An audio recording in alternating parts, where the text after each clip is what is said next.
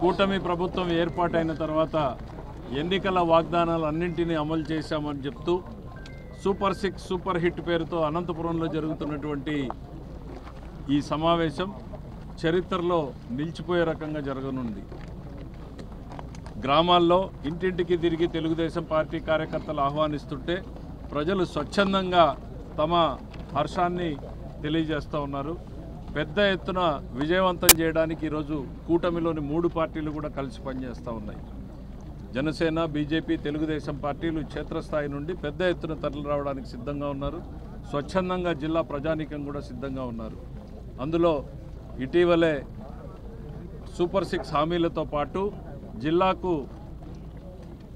Life లైన్గా జీవనాడిగా నిలిచినటువంటి హంద్రీనీవా ప్రాజెక్టును ముఖ్యమంత్రి గారు 100 రోజుల్లో పూర్తి చేయడం, 100 రోజుల్లో వైడనింగ్ చేసి రెట్టింపు సామర్థ్యాన్ని తీసుకురావడంతో జిల్లా రైతాంగంలో కూడా పెద్ద ఎత్తున సంతోషం వ్యక్తమవుతూ ఉంది.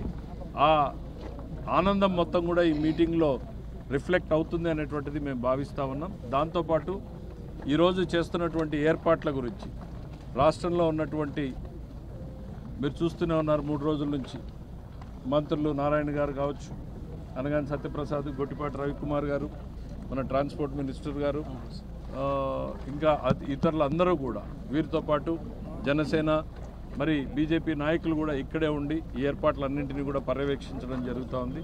పెద్ద ఎత్తున ఏర్పాట్లు చేయడం జరిగింది. ఏ స్థాయిలో ఏర్పాట్లు ఉన్నాయి అని రెఫరెన్స్ పాయింట్ చెప్పాలి అనంటే మొన్న జరిగినటువంటి కడప మహానాడు ఒక అద్భుతం అనుకుంటే కడప మహానాడు గ్రౌండ్కి రెట్టింపు స్థాయిలో ఇక్కడ గ్రౌండ్ సైజు ఉంది. మహానాడు గ్రౌండ్ కన్నా డబుల్ ది సైజు ఈరోజు ఏర్పాటు చేయడం జరిగింది. ఆ గ్రౌండ్ని ప్రజలు